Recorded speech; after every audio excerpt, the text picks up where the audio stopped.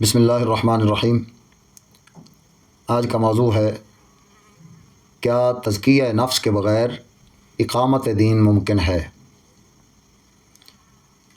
آج بہت سے لوگ دین کی بات تو کرتے ہیں، نظام بدلنے کی بات بھی کرتے ہیں،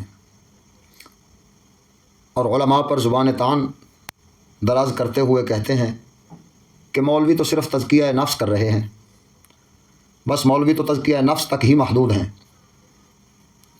جیسے کہ موٹیویشنل سپیکر ساحل ادیم اور اس جیسے اور بے شمار سوشل میڈیائی خود کو دین کا ٹھیکیدار بتانے والے، ان کا اعتراض یہی ہوتا ہے کہ تزکیہ نفس کے سوا مولویوں نے کیا کیا ہے، اور اس طرح کی باتیں کر کے عوام کو دراصل علماء سے دور کرنا ان کا مقصد ہے۔ اور یہی اسلام دشمن ایجنسیاں، یہود نصارہ، وہ یہی چاہتے ہیں کہ لوگ عوام الناس وہ اپنے علماء سے دور ہو جائیں۔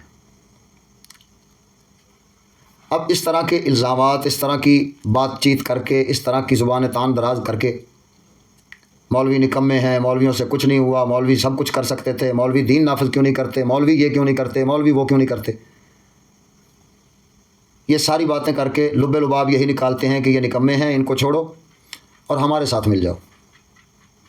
اب ذرا ان فلسفہ دانوں اور ان دین کے جبوں کبوں اور ان دین کے نام نہاد ٹھیکیداروں، موٹیویشنل سپیکروں کی بات کا ذرا آپریشن کرتے ہیں۔ تزکیہ نفس کسے کہتے ہیں؟ نفس کو پاک کرنا۔ سید الانبیاء علیہ تحیۃ و ثنا سرکار نے جب اعلان نبوت فرمایا تو اعلان نبوت سے لے کر پہلے 13 سال مکی حیات طیبہ والے آپ نے صرف اور صرف تزکیہ نفس کیا ہے، یعنی لوگوں کے دلوں کو، لوگوں کے ظاہر و باطن کو آپ نے پاک فرمایا ہے۔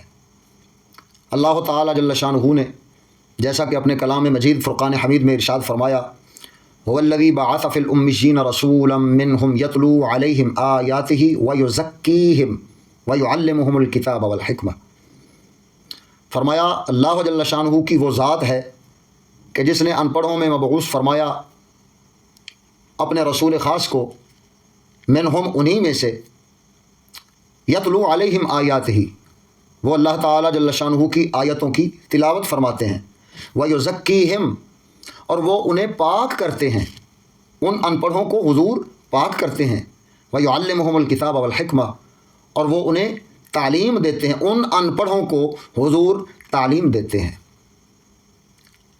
تو یہ ویزکیہم انہیں پاک کرتے ہیں، اسی یزکیہم کی صفت مبارک رکھنے والی ذات صلی اللہ تعالیٰ علیہ وآلہ وسلم نے سب سے پہلے تزکیہ نفس فرمایا۔ اب جب رسول اکرم صلی اللہ تعالیٰ علیہ وآلہ وسلم نے علماء کو اپنا وارث قرار دیا تو علماء کیا کریں گے؟ وہ قرآن کی آیات سنائیں گے، وہ تزکیہ نفس کریں گے، وَيُعَلِّمُهُمُ الْكِتَابَ وَالْحِكْمَةَ والی رسول اکرم صلی اللہ تعالیٰ علیہ وآلہ وسلم کی اس صفت کو اپناتے ہوئے وہ لوگوں کو تعلیم دیں گے کتاب و حکمت کی، قرآن و حدیث کی۔ آج تک سید الانبیاء علیہ تحیۃ و ثنا سرکار اور آپ کے اصحاب کے دور سے لے کر آج تک سارے علماء نے یہی کام کیا ہے۔ اب ذرا سمجھیے کہ یہ جو دعویٰ کرنے والے ہیں کہ مولوی صرف تزکیہ نفس تک محدود ہیں، ذرا ان کی بات کو بھی سمجھیے اور دین کی حقیقت کو بھی سمجھیے۔ اسلام کیا ہے؟ بنیادی طور پر اسلام کے 5 ارکان ہیں۔ کتنے؟ 5 ارکان ہیں، لیکن وہ والے ارکان نہیں جو آپ کو سکول ٹیچرز نے پڑھائے ہیں یا ایسے لوگوں نے پڑھائے ہیں جو خود دین نہیں جانتے، انہوں نے صرف یہی پڑھا دیا کہ نماز ہے، روزہ ہے، حج ہے، زکوٰۃ ہے اور کلمہ طیبہ، یہ 5 رکن ہو گئے اسلام کے، بس یہی اسلام ہے۔ ایسا نہیں ہے، یہ کسی سازش کے تحت آپ کو اسلام کے باقی جتنے احکام ہیں ان سے ہٹانے کے لیے انہوں نے صرف ان 5 باتوں کا بیان کیا ہے۔ کیوں؟ کیونکہ نماز، روزہ، حج، زکوٰۃ اور کلمہ طیبہ یہ کفار یہود نصارہ کو اس قدر نقصان نہیں پہنچاتے جس قدر باقی کے احکام نقصان پہنچاتے ہیں۔ یہی وجہ ہے کہ انہوں نے عبادات جو 5 ہیں ان میں سے 4 عبادتوں کا ذکر کیا اور 5ویں جہاد کی عبادت جو ہے اس کا نام نکال دیا انہوں نے. کیونکہ اگر مسلمان مومن جہاد سیکھے اور جہاد کرے اور اس کو اپنے اوپر فرض سمجھ لے تو پھر تو کافر زندہ نہیں بچتا، کافر کی حکومت نہیں بچتی. دنیا کائنات کے کفار اسلام کے اسی جہاد کی وجہ سے تو مرغوب اور مرعوب ہوئے تھے. اسی وجہ سے تو کئی راغب ہو گئے تھے اسلام کی طرف، اور کئی اسلام کے رعب کے نیچے آ کے اسلام کی حکومت کو قبول کر گئے تھے. لہذا یہی وہ بنیادی بات ہے جس وجہ سے آپ کو اسلام کے ارکان بھی جو ہمارے ائمہ کرام نے بیان فرمائے، یا جو ایسے ارکان ہوں جب وہ جمع ہو جائیں تو اسلام کامل و اکمل و مکمل ہو جائے. ایسے ارکان کسی نے نہیں بتائے، ذرا سیکھ لیجئے. آج اسلام کے 5 ارکان ہیں. پہلا رکن اسلام کے عقیدے، دوسرا رکن اسلام کے عبادات، تیسرا رکن اسلام کے آداب، چوتھا رکن اسلام کے معاملات، اور 5واں رکن اسلام کی عقوبات یعنی حدود اسلامیہ کا نفاذ. جب ان 5 ارکان کو جمع کر دیا جائے تو اسلام کامل اور مکمل ہو جاتا ہے. کیا مطلب ہے؟ اسلام کے جتنے احکام ہیں ان کا یا تو تعلق عقیدے سے ہوگا، یا عبادت سے تعلق ہوگا، یا آداب سے تعلق ہوگا، یا معاملات سے تعلق ہوگا، یا پھر حدود اسلامیہ یعنی اگر کوئی اسلام کی حد کو پھلانگ جائے تو پھر اس کو سزا کیا دینی ہے. یہ 5 ارکان کو جب جمع کیا جائے تو پورا اسلام انہی میں سمٹ جاتا ہے، اور جب انہی کی تفصیل کی جائے تو پورا دین اسلام پوری دنیا کے لیے ایک نظام بن جاتا ہے. اب ذرا دیکھیے گا عقیدے کیا ہیں. اسلام کے عقیدے، اللہ تعالیٰ جل شانہ کے متعلق عقیدے، توحید کا عقیدہ، اللہ تعالیٰ جل شانہ کے رسول و نبیوں کے متعلق رسالت کا عقیدہ، اللہ جل شانہ کے بارگاہ کے آداب، رسول اکرم کی بارگاہ کے آداب، کلام مجید کے آداب، بڑے چھوٹے کے آداب، رشتہ داری اور ان کے حقوق و فرائض، یہ آداب ہیں. پھر تیسرا ہے معاملات. حلال کیا ہے، حرام کیا ہے، کیسے کمانا ہے، کیسے کھانا ہے، کون سی چیز کھانی ہے، کون سی نہیں کھانی، کہاں نکاح کرنا ہے، کہاں نکاح نہیں کرنا، کس رشتے کا کیا تقدس ہے، کس قربت کا کیا تقدس ہے. یہ سارے وہ کیا ہیں؟ معاملات.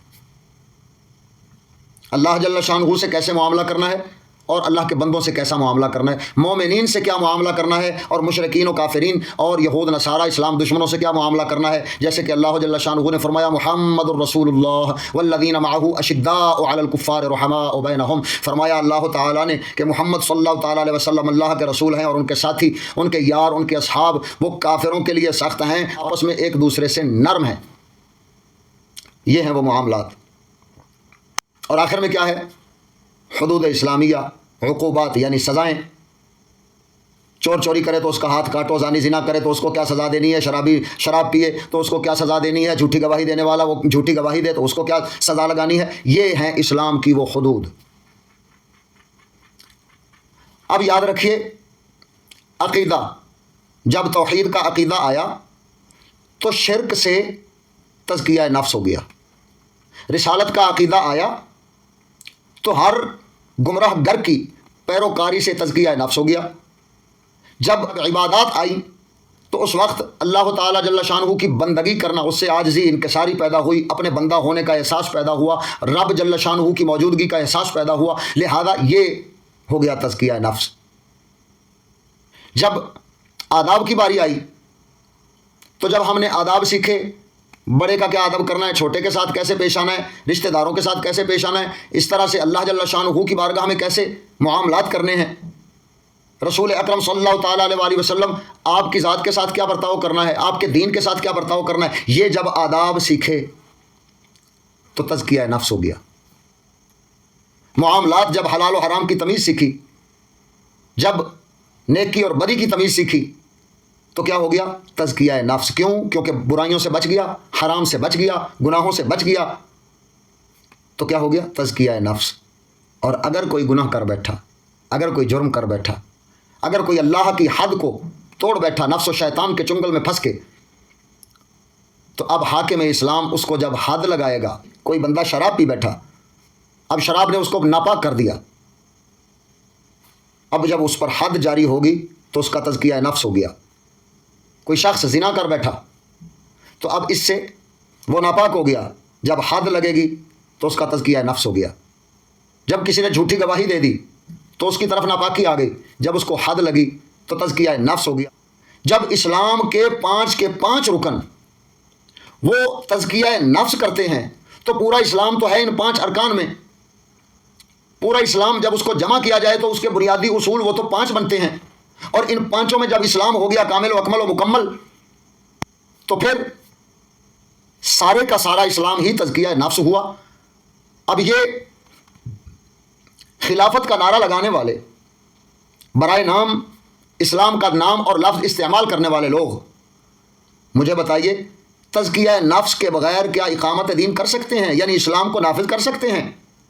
اور سید عالم صلی اللہ تعالیٰ علیہ وسلم نے اپنی پوری حیات طیبہ 40 سال سے جب اعلان نبوت فرمایا، آخری 23 سال آپ نے اسلام نافذ اگرچہ 13 سال 14 سال بعد کر دیا، اس کے باوجود تزکیہ نفس ساتھ ساتھ کرتے رہے، کیونکہ اسلام ہی تو تزکیہ نفس ہے۔ اگر اسلام کی حد زانی کو لگا دی تو تزکیہ نفس ہوا، اگر کسی کی اصلاح کر دی آداب میں، اخلاق میں، معاملات میں، تو یہ ساری پاکیزگی حاصل ہوئی، یہ تزکیہ نفس ہے۔ اسی لیے تو اللہ تعالیٰ نے حضور کی شان بیان کرتے فرمایا وَيُزَكِّيهِمْ، وہ انہیں پاک کرتے ہیں۔ حضور نے ساری زندگی جب اسلام کو بیان کیا، اسلام کو نافذ کیا، تو دراصل یہ تزکیہ نفس ہی فرما رہے تھے۔ آپ لوگوں کو پاک ہی کرتے رہے اور پاک کرنے کا ہی آپ کا کام تھا۔ لہذا یہ ثابت ہوا کہ پورا اسلام وہ تزکیہ نفس ہے۔ اب علماء کا کیا کام ہے؟ اللہ تعالیٰ جل شانہ نے ایک طریقہ اور ترتیب رکھی ہے۔ سید عالم صلی اللہ تعالیٰ علیہ وسلم کی حیات طیبہ کو دیکھیں تو پہلے 13 سال آپ نے تزکیہ نفس کیا اور تعلیم دی۔ اب 5 ارکان سمجھنے کے بعد ذرا سمجھیے کہ اقامت دین کیسے ممکن ہے۔ 5 چیزیں اور سمجھیے، یہ میری 5 انگلیاں ہیں۔ یہ آخر میں ہے نفاذ اسلام۔ نفاذ اسلام کے لیے کیا ضروری ہے؟ لوگوں کا اسلام پر جمع ہونا۔ لوگ اسلام پر جمع کب ہوں گے؟ جب فردن فردن لوگ اپنے تن پر اسلام نافذ کر لیں گے۔ تن پر اسلام نافذ کب کریں گے؟ جب ان کی ذہن سازی اسلامی ہوگی۔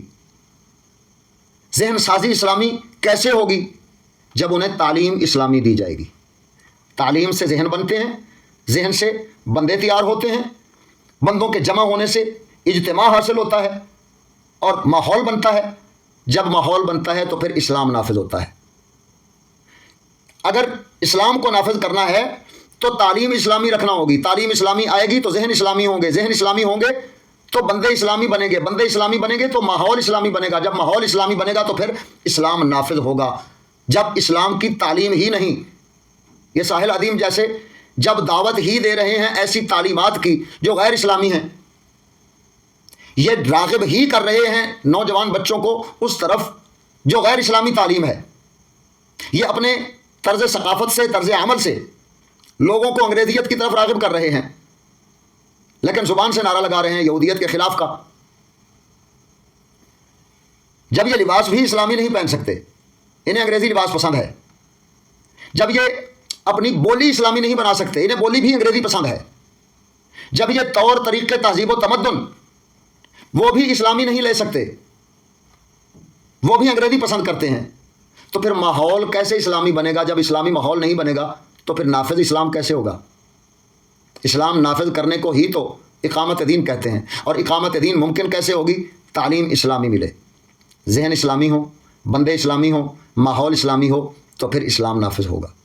لہذا جب تک یہ تعلیم اسلام کی خالصتاً نہیں ہوتی تب تک بھول جائیے کہ اسلام نافذ ہوگا۔ اور علماء کیا کر رہے ہیں؟ حقیقت میں وہی خالصتاً صحیح سنی سچے علماء ہیں، علماء ربانیین جنہیں کہا جاتا ہے، جو خالصتاً اسلام کی تعلیم دیتے ہیں، اسی کی طرف راغب کرتے ہیں، اسی کو تن پر نافذ کرتے ہیں اور اسی سے اسلام کا ماحول پیدا کرتے ہیں۔ وہی ایک دن اسلام کو نافذ کریں گے۔ بزرگ لوگ فرماتے ہیں، فرمایا کہ میاں 2 طرح سے تبدیلی آتی ہے۔ ایک، لوگوں کو جب اللہ کی طرف بلایا جائے تو لوگ ہر باطل اور لغو کو چھوڑیں اور صرف اللہ تعالیٰ جل شانہ کے لیے کھڑے ہو جائیں، تو انقلاب آ جاتا ہے۔ اللہ تعالیٰ قوموں کی تقدیروں کو بدل دیتا ہے اور پھر سے ان قوموں کو عزت والی بادشاہیاں عطا فرما دیتا ہے، حکومتیں اور ملک عطا فرما دیتا ہے۔ لیکن جب لوگوں کو اللہ کی طرف بلایا جائے تو لوگ اللہ جل شانہ سے زیادہ شخصیت پرست بن جائیں، نفس پرست بن جائیں، مفاد پرست بن جائیں، خواہش پرست بن جائیں اور اللہ تعالیٰ جل شانہ کے احکام کی طرف نہ لوٹیں، تو ایسے لوگ کبھی ان میں انقلاب نہیں آتا، پھر اللہ کا عذاب ہی آتا ہے۔ چاہے کفار کو مسلط کر کے اللہ عذاب دے دے، چاہے تو آسمان سے بلا واسطہ عذاب نازل کر دے، چاہے تو زمین سے اپنے عذابوں کو نکال دے، یہ مالک تعالیٰ جل شانہ کی قدرت اور منشا اور مرضی کے مطابق ہوتا ہے، لیکن پھر عذاب ہی آتا ہے۔ اگر ہم چاہتے ہیں کہ انقلاب آئے تو پھر یہ تزکیہ نفس ہوگا اس تعلیم اسلامی کے ذریعے، ورنہ عہدوں کے چکر میں ایک دوسرے سے جھگڑتے رہیں گے، ایک کہے گا میں بڑا ہوں، دوسرا کہے گا میں بڑا ہوں۔ آج کیوں اتنی جماعتیں، کیوں اتنی تنظیمیں، کیوں اتنے فرقے، کیوں اتنا اختلاف، کس لیے ہے؟ یہ تزکیہ نفس نہیں ہوا۔